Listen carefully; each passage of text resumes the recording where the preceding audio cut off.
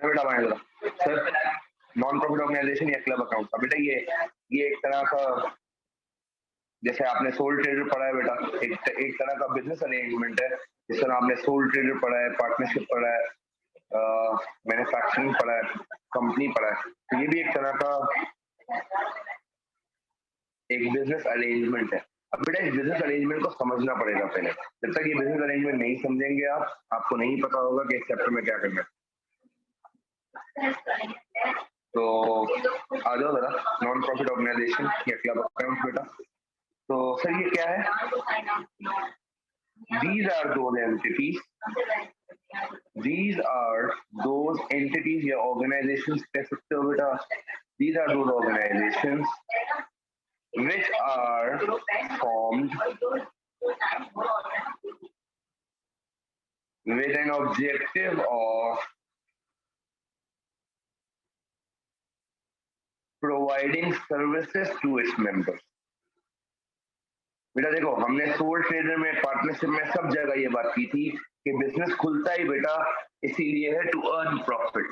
ये एक ऐसा बिजनेस है बेटा जो प्रॉफिट के ऑब्जेक्टिव से नहीं खुला। चेक करो क्या लिखा हुआ है, with an objective of providing services to its members. ये बेटा खुला किस लिए है? ये जो बिजनेस है, ये बिजनेस खुला इसलिए है in order to provide services to members.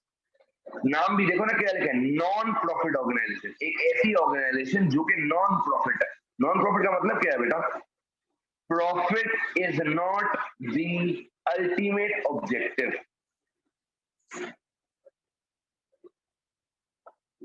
Profit is not the ultimate but secondary objective for this business. पहला ऑब्जेक्टिव क्या है बेटा? To protect the rights of members, services देना मेंबर्स, फिर प्रॉफिट होगा। Profit is a secondary objective for them beta. So profit is not the ultimate but the secondary objective of such business. Sir इसकी बेशुमार examples हैं NPO की, sir club की या NPO की। कोई भी क्लब आप चले जाओ, कराची क्लब हो गया बेटा, ड्रीम वर्ल्ड हो गया, ये सारे नॉन प्रॉफिट ऑर्गेनाइजेशन। अब आप सोच रहे होंगे सर ये नॉन प्रॉफिट कहाँ से, इतनी हैवी फीसेज है इनकी, मेंबरशिप फीस। बेटा मेंबरशिप फीस हैवी होगी बट जो आप ईयरली सब्सक्रिप्शन पे करते हो फॉर यूजिंग दी सर्विसेज वो बहुत मिनिमाइज रेट्स पे होती है। Sir AD is an example of non profit organisation. AD हो गया बेटा, सर ये सैलानी हो गया, ये सारी नॉन प्रॉफिट ऑर्गेनाइजेशन है। इनका ऑब्जेक्टिव प्रॉफिट कमाना नहीं है, इनका ऑब्जेक्टिव सर्विसेज देना है। अब बेटा कुछ सोचो, खुद एक बात सोचो बेटा, अगर प्रॉफिट एम नहीं है बेटा, प्रॉफिट हर उस बिजनेस का एम होता है which is owned by owners. बेटा यहाँ अगर एम प्रॉफिट का नहीं है, यहाँ अगर aim is to provide services, इसका मतलब बेटा यहाँ पे ओनर्स नहीं होंगे। हाउ डज एनपीओ वर्क, उस पर बात कर रहे हैं बेटा। डेफिनेशन तो हमने देख ली, अब हम बात करें एनपीओ चलती कैसे। एनपीओ के अंदर कौन कौन आते हैं? ट्रस्टीज होते सर, हाँ? बड़ी बड़ी कंपनीज के वो ओनर्स होते हैं जो फंड्स देते हैं और चैरिटी और टाइप करते हैं, ट्रस्टीज होते हैं। एग्जैक्टली बिल्कुल। एक trust is also a non profit organisation. तो बेटा सुनना जरा, सर जहां पे प्रॉफिट नहीं होगा वहां ओनर नहीं होगा, ये याद रखिएगा। An NPO is not owned by an owner, ये याद रखिएगा।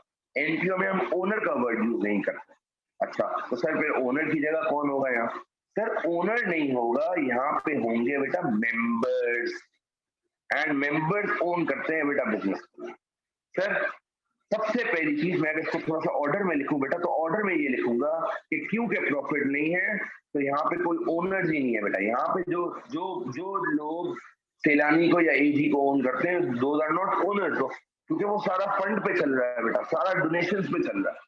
तो बेटा प्रॉफिट जहां नहीं ऑब्जेक्टिव होगा वहां ओनर्स नहीं कहलाए जाएंगे। जहां पे सर्विसेज ऑब्जेक्टिव होता है बेटा, जहां पे सिर्फ अपने मेंबर्स को सर्विसेज देना, तो बेटा वो जो है वहां पे मेंबर्स होते हैं, मेंबर्स होते हैं। अब बेटा सुनना, सर अगर तो एक ओनर हो तो मसला ही नहीं है। जब मैंने आपको कंपनी पढ़ाया था तो मैंने आपसे क्या कहा था, बहुत सारे ओनर्स होते हैं। And it is not possible कि सारे ओनर एक साथ आके बिजनेस चलाएं। नो, इसी तरह यहाँ पे भी है भाई, एक ड्रीम वर्ल्ड के कितने सारे मेंबर्स होंगे, सब ओनर्स है ड्रीम वर्ल्ड के, क्या सब बिजनेस चलाने आ जाएंगे क्या भाई? अगर सब आ गए बिजनेस चलाने, तो इनके लेट्स सपोज अगर 25,000 मेंबर्स हैं, अगर 25,000 लोग ओनर्स बन के बिजनेस चलाने पहुंच गए, तो ड्रीम वर्ल्ड का तो कबाड़ा हो जाएगा। तो अब ये करते क्या है बेटा, जिस तरह मैंने आपको कंपनी में पढ़ाया था कि shareholders are the owners, but usually they do not control the business, they do not operate the business। वो क्या करते हैं बेटा share holder, they elect directors in AGM. मैंने आपको पूरा कॉन्सेप्ट पढ़ाया था कि एनुअल जनरल मीटिंग में शेयर होल्डर जो है वो डायरेक्टर को अपॉइंट करता है और डायरेक्टर पूरे साल उसके बिहाफ पे बिजनेस चलाता है। इसी तरह नॉन प्रॉफिट ऑर्गेनाइजेशन में भी यही है, ओनर्स आर मेंबर्स, लेकिन मेंबर्स बिजनेस नहीं चलाएंगे, मेंबर्स ड्रीम वर्ल्ड नहीं चलाएंगे। मेंबर्स क्या करेंगे बेटा, डायरेक्टर्स को हायर करेंगे and directors will run dream world या AB on behalf of these members. तो बेटा जिस तरह कंपनी ऑपरेट होती है वैसे ही एलपीओ भी ऑपरेट होता है। किस तरह बेटा, देखना, business is owned by members, business is owned by members,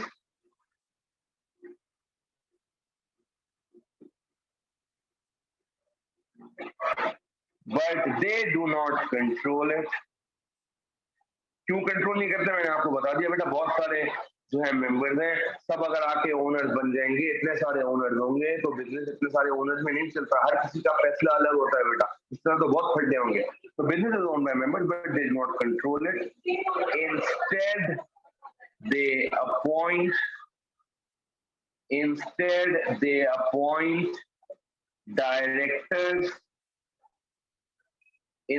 they appoint directors, who run the business on behalf of members। बेटा डायरेक्टर्स अपॉइंट किए जाएंगे, who will run the business on behalf of members, जो business के behalf पे काम करेंगे, जो services के जो भी मेंबर्स हैं उनके behalf पे काम करेंगे। अब मुझे जल्दी से बता दें बेटा, क्या ये क्लियर है मैं यहाँ तक? अब बेटा देखो, जब इसका ऑब्वियसली अब तो पेपर 2 टेस्ट नहीं होगा बेटा, लेकिन जब पेपर 2 आता था बेटा तो 2 रिक्वायरमेंट्स आती थी क्लास, 2 रिक्वायरमेंट्स आती थी, एक बनता था इनकम एंड एक्सपेंडिचर एंड एक एसओएफ बनती थी। यहाँ बेटा इनकम स्टेटमेंट नहीं बनती क्योंकि profit is not the main objective, अभी आगे बात करेंगे। तो बेटा जब इसका सवाल आता था तो रिक्वायरमेंट्स तो 2 ही आती थी, लेकिन हमें 10 स्टेप्स करने पड़ते थे। वो 10 स्टेप्स हमें सीखने पड़ेंगे बेटा, क्योंकि वो एमसीक्यू में कोई भी एक स्टेप आपको कह सकता है बनाने के लिए, तो 10 स्टेप्स आपको सीखने पड़ेंगे बेटा। पहला स्टेप बेटा अक्यूमुलेटेड फंड। अब बेटा ये सबको बनाना आना चाहिए है, ये एमसीक्यू में बहुत आया है बेटा कि वो बोलता है अक्यूमुलेट फंड निकाल के दो। अच्छा sir, what is this accumulate fund? Prepared instead of capital account। Sir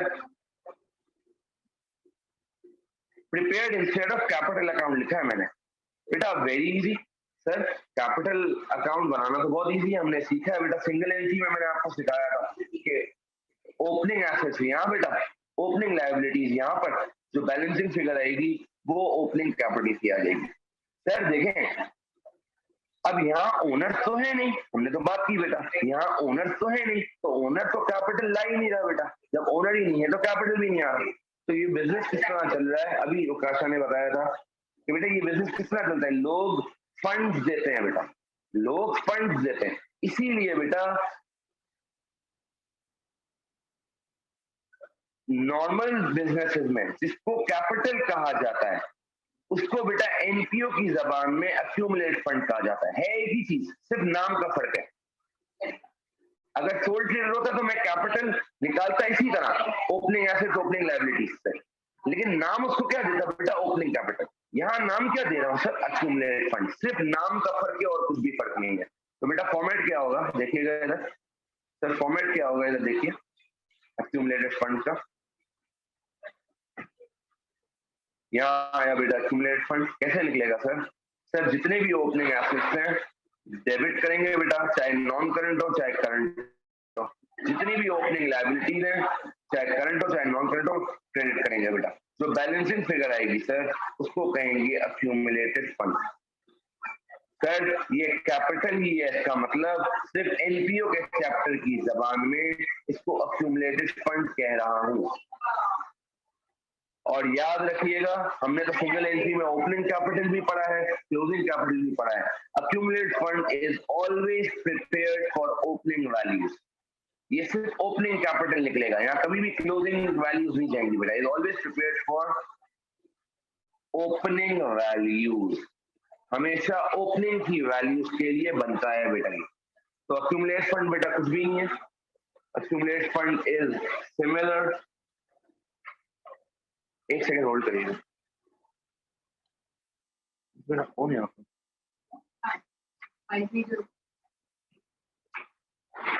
तो बेटा इधर देखिए, accumulated fund is always prepared for opening value, हमेशा ओपनिंग कैपिटल निकलेगा, क्लोजिंग कैपिटल कभी भी नहीं निकलेगा। क्या ये क्लियर है बेटा? जल्दी बता दें। ये सिंगल एंट्री आपको याद होगा, मैंने आपको पढ़ाया था बेटा, और ये बिल्कुल एज इट इज उसमें जब हमने ओपनिंग कैपिटल पढ़ा था, मैं आपको दिखा भी देता हूँ बेटा। जब हमने उसमें ओपनिंग कैपिटल पढ़ा था तो उसमें हमने ये चीजें पढ़ी थी बेटा। ये देख लो, ये मैंने आपको 3 स्टेप्स पढ़ाए थे बेटा, रिकॉर्डिंग भेजी थी मैंने आपको। ये देखें, ओपनिंग स्टेटमेंट ऑफ अफेयर्स और ओपनिंग कैपिटल किस तरह बनाते थे। देखो, ओपनिंग एसेट दिया, ओपनिंग लायबिलिटी दिया, जो अमाउंट निकलती थी वो ओपनिंग कैपिटल की निकलती थी। तो बेटा यहाँ पे भी यही है, यहाँ पे भी यही है, सिर्फ नाम चेंज कर दिया है। ओपनिंग कैपिटल या ओपनिंग स्टेटमेंट ऑफ अफेयर्स नहीं बोलते हैं एनपीओ की जबान में, एनपीओ की जबान में अक्यूमुलेटेड फंड बोलता हूँ। बस ये फर्क है बेटा, और कोई फर्क नहीं है। क्या ये क्लियर है? जल्दी से बता दें सर। दूसरा स्टेप तो अक्यूमुलेटेड फंड बिल्कुल सेम है बेटा। दूसरा स्टेप है sir receipts and payments account. अब ये बहुत आसान है, वैसे तो बेटा बहुत कम चांस है कि ये आए एग्जाम में, लेकिन बेटा देखो नॉर्मल बैंक अकाउंट बनाने के लिए आया है, तो इस तरह रिसीट्स एंड पेमेंट्स अकाउंट भी आ सकता है। सर अब ये क्या है? सर ये कुछ भी नहीं है, लिटरली ये भी आपने पढ़ा है, prepared instead of bank account. बेटा जिस तरह नॉर्मल बैंक अकाउंट बनाते हैं ना हम, जितने पैसे आए डेबिट पे रिकॉर्ड करेंगे, जितने पैसे गए क्रेडिट पे रिकॉर्ड करेंगे, बिल्कुल वैसा ही है, prepared instead of bank account. बेटा आपको याद होगा जब मैं इनकम्प्लीट रिकॉर्ड्स आपको पढ़ा रहा था बेटा, यहाँ देख लें, मैं आपको दिखा भी देता हूँ सब सारी चीजें।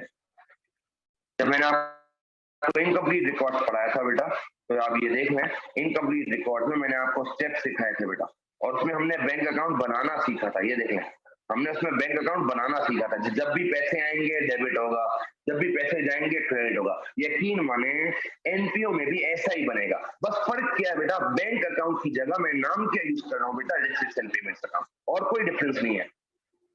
जिस तरह वहां बैंक अकाउंट बनता था वैसे ही रिसीट्स एंड पेमेंट्स अकाउंट बनेगा, सिर्फ नाम चेंज किया है बस, वर्ड्स के डिफरेंस है बेटा। तो जिस तरह वहां बैंक अकाउंट बोलता था, यहाँ पे रिसीट्स एंड पेमेंट अकाउंट बोलता हूँ।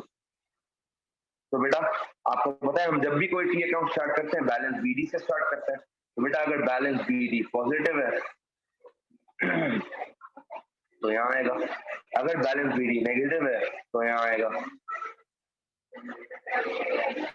जितने भी पैसे आएंगे बेटा बैंक में या रिसीट्स आएंगी या पैसे भरेंगे तो वो डेबिट पे रिकॉर्ड होंगे। जितनी भी पेमेंट्स मैं बैंक से करूंगा बेटा वो सारी क्रेडिट पे रिकॉर्ड होंगी। और आप सबको पता है बेटा बैलेंस सीडी किसी भी साइड पे आ सकता है। खुद सोचे ना, जहां शॉर्टेज होगी वहां बैलेंस सीडी आएगा। तो बेटा इधर देखिए, balance CD can come on either side, balance CD can come on either side, जहां शॉर्टेज होगी वहां आएगा बेटा।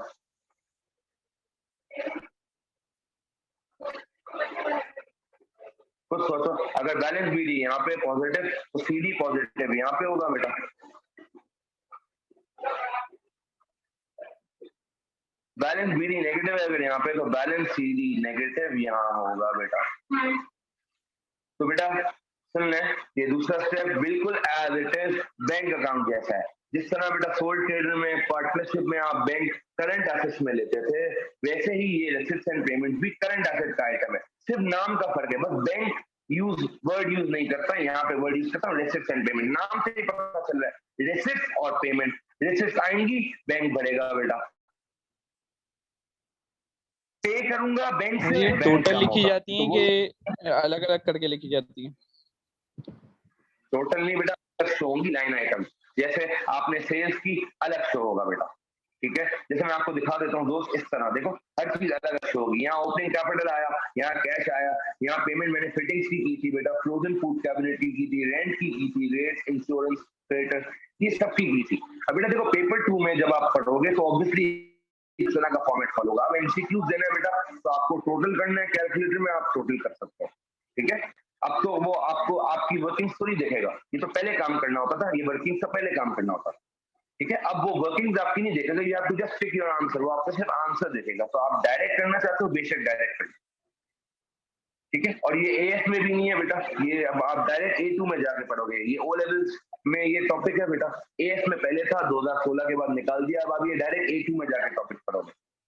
तो बस एमसीक्यूज के रिगार्डिंग बस पढ़ो बेटा, ज्यादा जो है वो A2 में आपका टीचर आपको पढ़ाएगा, तो मसले वाली बात नहीं। तो अब रिसिप्ट्स एंड पेमेंट बेटा टोटल आप लिखो या इंडिविजुअल लिखो, आपकी मर्जी है, आपको सिर्फ कैलकुलेट करके उसको टिक करना है, ठीक है। उकाशा क्लियर है? तो बेटा मैं समअप करता हूँ, सुन लें। एनपीओ या क्लब, पहले हमने क्या बात की बेटा, ये वो बिजनेस है जिनका ऑब्जेक्टिव सर्विसेज देना है, प्रॉफिट नहीं है। जब प्रॉफिट नहीं है तो ओनर्स नहीं है, तो ओनर्स की जगह कौन है बेटा? Members. And how does NPO या क्लब ऑपरेट्स बेटा? बिल्कुल मेंबर्स ओन करते हैं, लेकिन वो कंट्रोल नहीं करते, और वो कंट्रोल नहीं करते तो वो अपॉइंट करते हैं डायरेक्टर्स को, जो बिजनेस चलाते हैं उनके बिहाफ पे। और 10 स्टेप्स हैं बेटा के, एक एक स्टेप आ सकता है बेटा। तो मैंने आपको पहले एक्यूमुलेट फंड पढ़ाया, एंड मैंने आपको फिर रिसिप्ट्स एंड पेमेंट्स पढ़ाया है। तो हम लोग बात कर रहे थे एनपीओ की, हाउ डज इट ऑपरेट, हमने ये बात की थी। एंड फिर हमने बात की थी कि जब ये चैप्टर आता है तो you need to solve 10 steps. Paper 2 में 10 स्टेप्स थे बेटा, लेकिन यहाँ पे भी वो एमसीक्यूज में कोई एक का स्टेप आपसे बनवा सकता है। तो पहले एक्यूमुलेट फंड हमने सीखा था, काइंड ऑफ कैपिटल अकाउंट। अगर किसी को इस तरह समझ नहीं आता तो वो अकाउंटिंग इक्वेशन से भी समझ सकता है, जैसे मैंने पहले समझाया था कि बेटा asset is equal to liability plus capital है। कैपिटल निकालने के लिए एसेट माइनस लायबिलिटी आप कर सकते हो, बस फर्क क्या है, यहाँ पे कैपिटल का वर्ड यूज नहीं होता। यहाँ पे भी तो यही कर रहे हो, एसेट को लायबिलिटी से माइनस करोगे तो आएगा ना कैपिटल, बस फर्क इतना है, यहाँ कैपिटल की जगह वर्ड यूज होता है एक्यूमुलेट फंड। दूसरा बेटा हमने रिसिप्ट्स एंड पेमेंट्स अकाउंट पढ़ा था। क्या पढ़ा था? Prepared instead of bank account. Bank account के अगेंस्ट बनेगा, ये चीज वही है बेटा, कुछ भी फर्क नहीं है, सिर्फ नाम का फर्क है। बीडी से स्टार्ट करते हैं, बीडी पॉजिटिव है तो यहाँ आएगा, नेगेटिव है तो यहाँ आएगा। जितने भी पैसे आते हैं वो डेबिट होंगे, जितनी भी पेमेंट्स करता हूँ वो क्रेडिट होगी, सीधी रहेंगे बेटा। अब तीसरा स्टेप, अब बेटा तीसरा स्टेप स्टार्ट करने से पहले, तीसरा स्टेप है क्या पहले वो मैं आपको, तीसरा स्टेप इज ट्रेडिंग अकाउंट। लेकिन अब ये ट्रेडिंग अकाउंट बनाने से पहले आपको कुछ समझना पड़ेगा बेटा। देखो लेट्स सपोज अगर मैं बात करता हूँ ड्रीम वर्ल्ड की, तो ड्रीम वर्ल्ड रिजॉर्ट है, लेट्स सपोज। बेटा ड्रीम वर्ल्ड रिजॉर्ट जो है, चलो बेटा तो तीसरा स्टेप बात करने जा रहे हैं बेटा। तीसरा स्टेप इज ट्रेडिंग अकाउंट। कल 2 स्टेप्स पढ़े थे, तीसरा स्टेप इज ट्रेडिंग अकाउंट। अब ये ट्रेडिंग अकाउंट बनाने से पहले कुछ समझना पड़ेगा। बात करें तो ड्रीम वर्ल्ड की, बेटा अगर एक ड्रीम वर्ल्ड की मैं बात करूं जो कि क्लब है। अब ड्रीम वर्ल्ड क्या करता है भाई, ड्रीम वर्ल्ड में 2 चीजें होंगी बेटा, ये समझना जरूरी है, तभी ट्रेडिंग अकाउंट का कॉन्सेप्ट समझ आएगा। ड्रीम वर्ल्ड में बेटा एक तो वो सर्विसेज देता है आपको, ड्रीम वर्ल्ड वाला सर्विसेज, जैसे कि अगर किसी को हॉर्स राइडिंग करनी है, किसी को अगर स्विमिंग पूल यूज करना है, किसी को अगर क्रिकेट की ट्रेनिंग लेनी है, वगैरह वगैरह, हॉर्स राइडिंग, स्विमिंग, ये सब सर्विसेज है बेटा। सर्विसेज के लिए, सर्विसेज का गेन या लॉस निकालने के लिए मैंने आपको पहले भी सिखाया है कि जब देखो, जब ट्रेडिंग अकाउंट बिजनेस होता है, ट्रेडिंग अकाउंट बिजनेस का मतलब क्या है, जो गुड्स बाय भी करे सेल भी करे, तो उसके लिए हम पूरी इनकम स्टेटमेंट बनाते हैं, फ्रॉम सेल्स से लेके जीपी और फिर नेट प्रॉफिट तक। ये ट्रेडिंग अकाउंट की इनकम स्टेटमेंट का फॉर्मेट है। लेकिन सर यहाँ तो सर्विसेज बिजनेस है। सर जब सर्विसेज बिजनेस है तो मैंने आपसे कहा था हम जीपी से स्टार्ट करते हैं या हम अदर इनकम से स्टार्ट करते हैं, उसके में जीपी नहीं गिवन होता, तो हम इनकम स्टार्ट करते हैं, इनकम लेते हैं और एक्सपेंसेस लेस करते हैं। तो यहाँ पे भी यही है बेटा।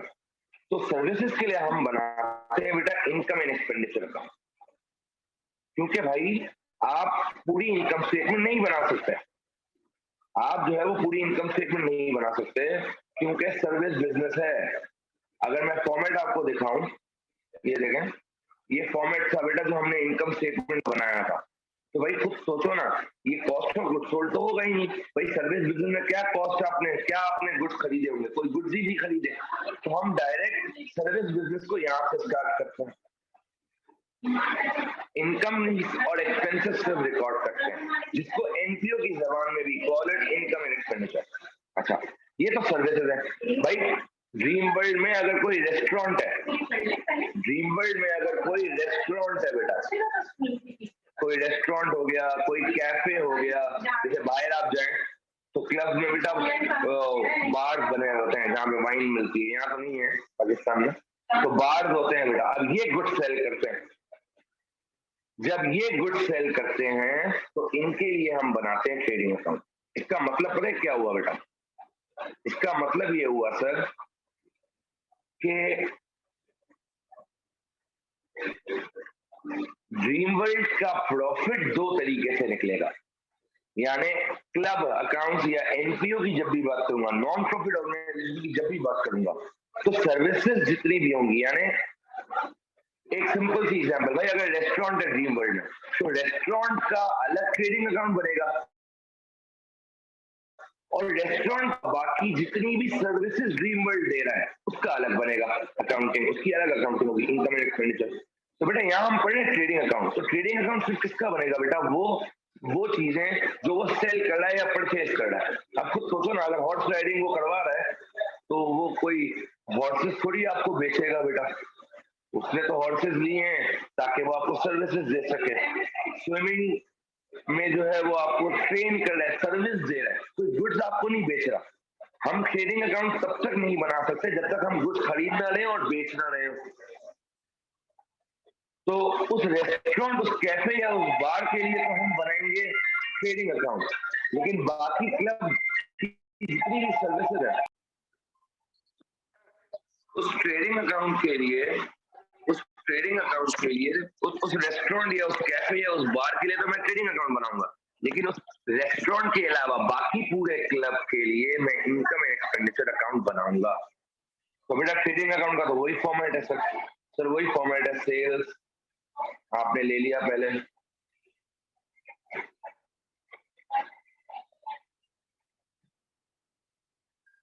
उसके बाद बेटा less cost of goods sold, opening inventory. बेटा बोल सकता है कि बताओ जरा ट्रेडिंग अकाउंट बनाकर। वैसे तो ये बिल्कुल नॉर्मल है बेटा, नॉर्मल जिस तरह ट्रेडिंग अकाउंट बनाना है आपने वैसे ही बनाना है। अगर आएगा तो कभी ये नहीं बोलेगा कि भाई एनपीओ का बना कर दो, नॉर्मल ट्रेडिंग अकाउंट बनाने के लिए आ सकता है बेटा। तो ओपनिंग इन्वेंटरी, ऐड परचेजेस, वही बेटा लेस परचेज रिटर्न,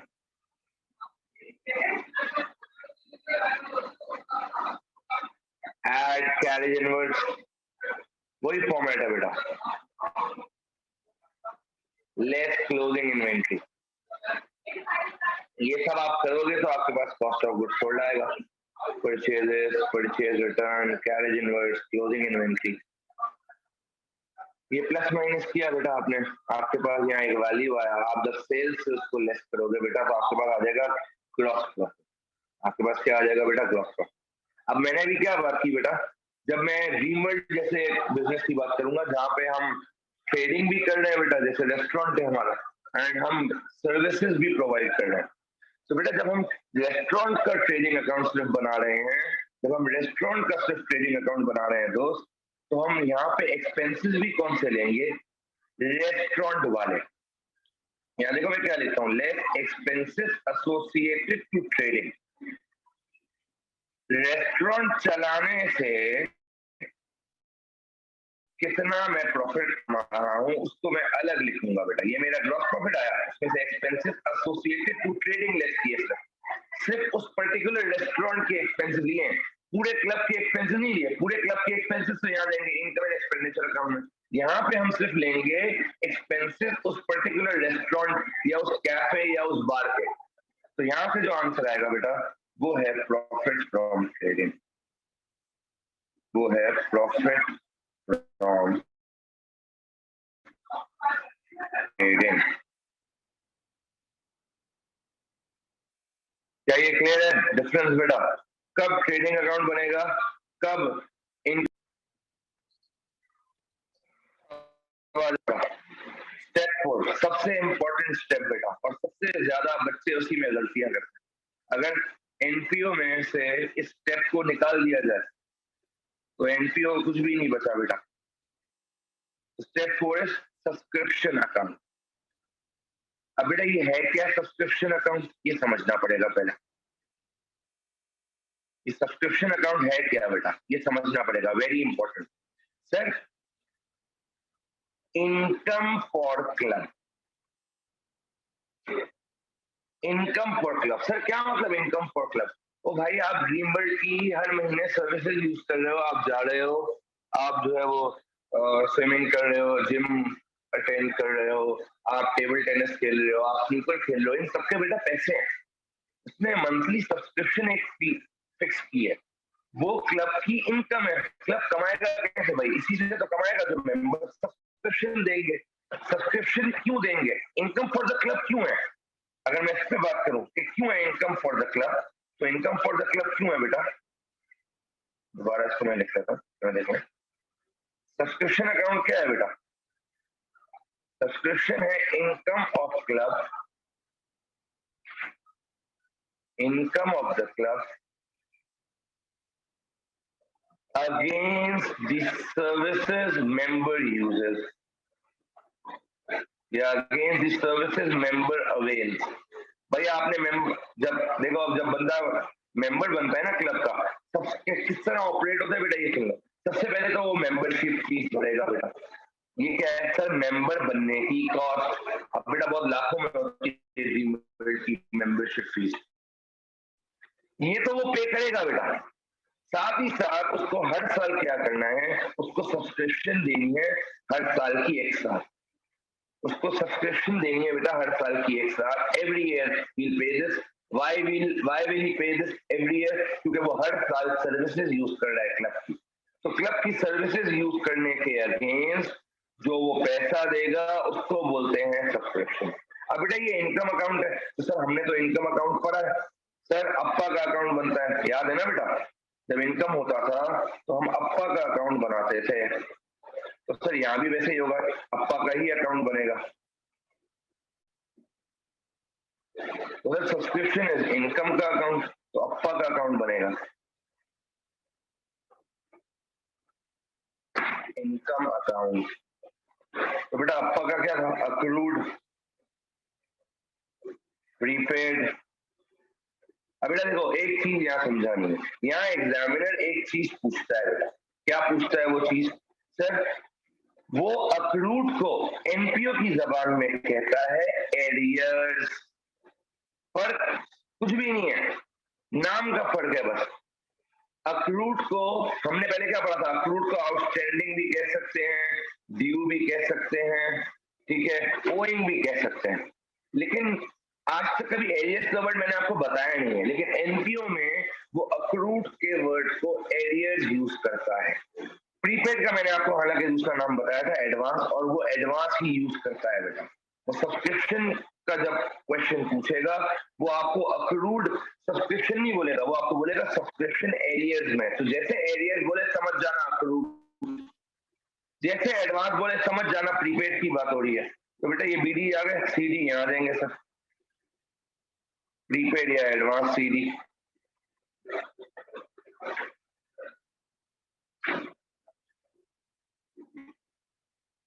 सर यहाँ अक्रूड या एरियर सीडी। सबसे मुश्किल अकाउंट एनपीओ का ये है बेटा। उसके बाद बेटा सब्सक्रिप्शन मिलती है क्लब को, जब क्लब को सब्सक्रिप्शन मिलेगी तो वो बैंक डेबिट करेगा बेटा, सब्सक्रिप्शन इनकम क्रेडिट करेगा। तो बेटा सब्सक्रिप्शन इनकम को जब हमने क्रेडिट किया, हमने ऑपोजिट नाम लिखा बैंक। अब बेटा जब भी हम नॉर्मली अकाउंट बनाते थे एक्सपेंस का पाप का या आपका, तो हम इनकम स्टेटमेंट लिखते थे। हमने भी क्या पढ़ा सर? यहाँ इनकम स्टेटमेंट नहीं बनती, यहाँ पे बनता है इनकम एंड एक्सपेंडिचर अकाउंट, जहाँ पे सारी इनकम्स भी रिकॉर्ड होंगी, एक्सपेंडिचर भी रिकॉर्ड होगा। तो बेटा मैं यहाँ पे जो बैलेंसिंग फिगर आएगी उसको इनकम एंड एक्सपेंडिचर लिखूंगा, ना कि इनकम स्टेटमेंट, क्योंकि यहाँ इनकम स्टेटमेंट बनती ही नहीं है। अभी मैंने बताया था सर्विसेज बिजनेस है बेटा ये, एनपीओ 99% सर्विस बिजनेस होती हैं जिसका इनकम स्टेटमेंट नहीं बनता, जिसके अगेंस्ट हम क्या बनाते हैं, सिर्फ और सिर्फ इनकम और एक्सपेंडिचर का अकाउंट कि कितनी इनकम क्लब ने कमाई, कितने एक्सपेंडिचर क्लब ने इनकर किए। चलो बेटा आगे आ जाए। बेटा ये देखने लग रहा है लेकिन एक्चुअल में मुश्किल होता है, ठीक है। आपको लग रहा होगा सर ये तो हमने पहले ही पढ़ा हुआ है अप्पा और पा, तो बेटा ये वैसा नहीं है, एग्जामिनर थोड़ा सा घुमाता है, जब प्रैक्टिस करेंगे तो आइडिया होगा। पांचवा अकाउंट है बेटा एक्सपेंस एडजस्टमेंट। अब बेटा ये मैं कुछ जो है वो लिखवा नहीं रहा, आपको पता है पांच का अकाउंट बनता है, जैसे वहां बनाते रहे वैसे ही यहाँ भी बनाना है। जब आपको अगर वो अक्रूड सवाल देगा तो वो आपको बोलेगा नहीं कि एलपीओ बिजनेस है या सोल ट्रेड बिजनेस है, आपको बस एक्सपेंस की अमाउंट निकालनी है पाप की फॉर्म में। स्टेप 6 बेटा depreciation adjustment.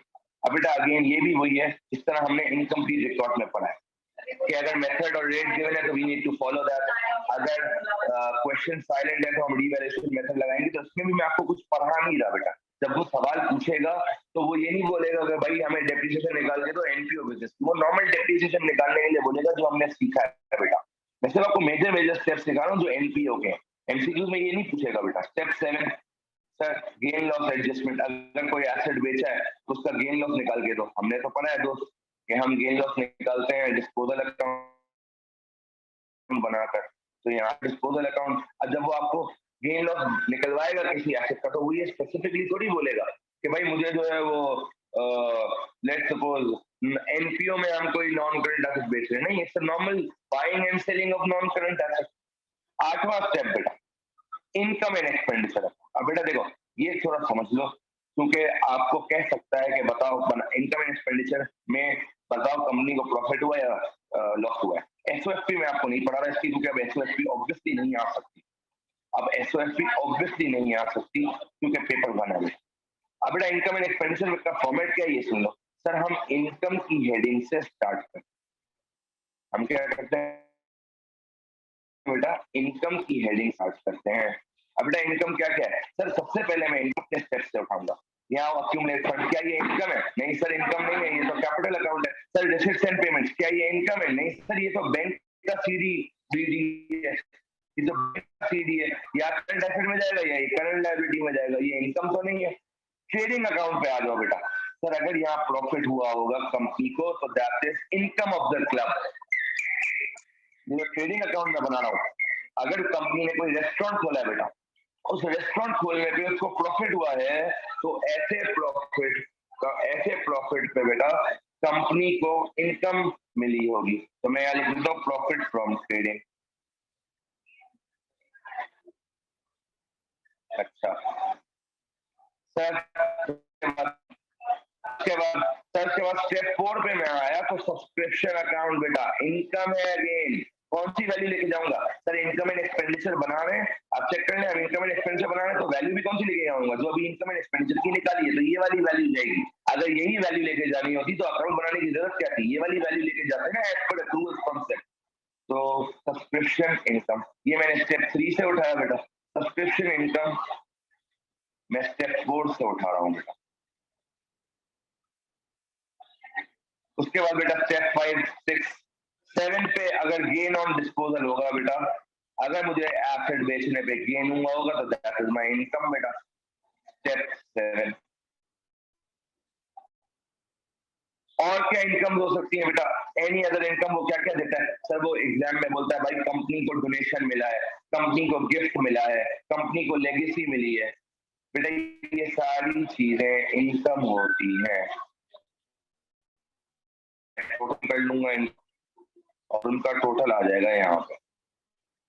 Less expenditure simple बेटा, कोई फॉर्मेट नहीं है। इनकम की हेडिंग डाल के इनकम लिखनी है, एक्सपेंडिचर की हेडिंग डाल के ये सारे एक्सपेंसेस लिखने हैं।